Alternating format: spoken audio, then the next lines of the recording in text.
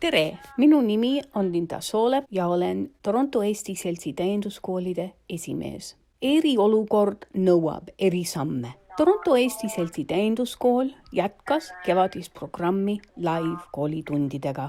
Kool on koht, kus võimaldame lastel ja täiskasvanutel arendada eesti keele rääkimise oskusi ja kasvatada omavahel suhteid. Otsustasime, et tehnoloogia abiga kutsume kokku õpetajad ja õpilased.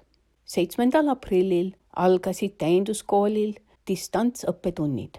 Kohale tuli 7 täienduskooli klassi ja 1 täiskasvanute klass. Videokonverents võimaldas õpilastel üksteist näha ja omavahel suhelda.